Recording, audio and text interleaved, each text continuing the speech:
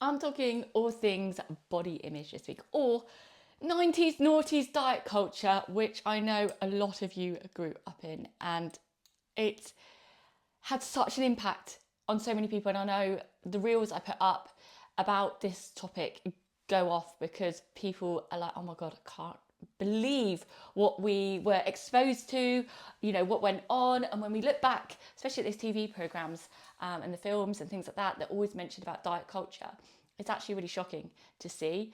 So I think it's obviously I believe it's a really important subject to talk about, and why so many of us do still struggle. And honestly, it breaks my heart when I hear these stories of how people are still affected by diet culture. Because I've been there. I grew up in the 90s. I was born in 84. So, the 90s and noughties was during my teenage years and my 20s as well. So very exposed to this diet culture. And this is why I talk about it so much, because it's my lived experience. And I remember thinking like, oh, I need to weigh a certain amount, or I need to be small because that's how I'll be accepted. That's how I'll find love. That's how I will start feeling happy. But however, no matter how much I tried, that didn't happen. And I think we're told to shrink ourselves, and that thin equals happiness, thin equals success, thin equals health. And that isn't true. It's what we're believed to think. And for so many years, I struggled with that, and comparing myself to others, thinking I needed to look a certain way.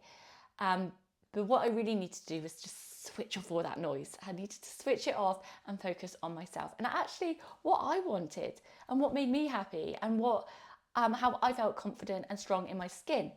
I mean, I found weight training, and I know a lot of other coaches in this space, it had similar background to me. When they found weight training, they felt this same way as well. Feeling strong and powerful in my body. I could finally see my body in a different way. And that's exactly why I teach my clients as well, to focus on themselves and about what that means to them, because it's going to be different for every single person. And I was actually just talking to someone this morning, one of my clients, about body positivity versus body acceptance as well. She was saying she follows a couple of people similar to myself on Instagram. And she was saying, I took this, that I should feel positive about my body, so I shouldn't work on myself.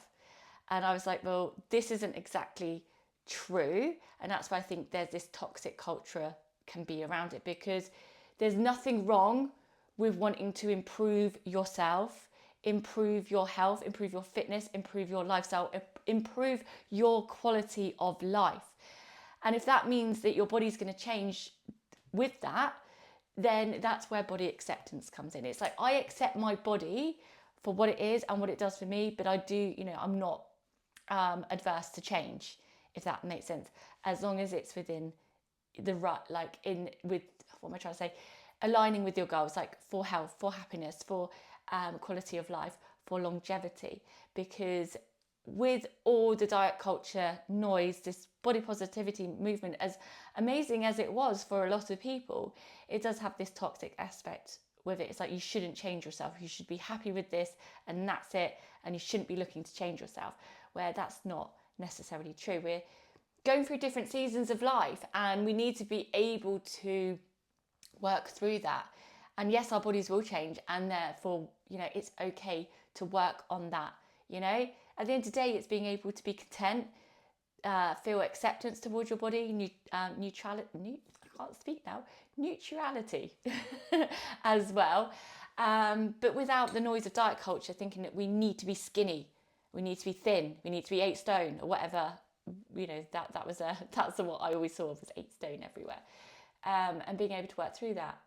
I think being able to create that freedom where you no longer stress about food, the things on your plate, that's incredible. And I never thought I would get there. And I can't remember, when it was, I just started recognizing that actually I was enjoying going out, meeting friends without stressing about what was on my plate. I was starting to go out with go out for dinner, have like a pastry with my coffee, and without having this like overwhelming sense of guilt and wanting to cry after eating these things, which is what I used to feel. And I never thought I would get to the place I am now. And this is exactly why I want to help people do the same, because I'm like, it is possible. I didn't think it was possible, yet I'm here and I'm teaching others how to do it as well. So I've ranted on quite a bit about diet culture, but I think these are all important things to factor in, and I can talk about this all day long. So if you are interested to know more, please don't hesitate to reach out, because that's exactly what I'm here for, even if it's just a chat for now. We're all good.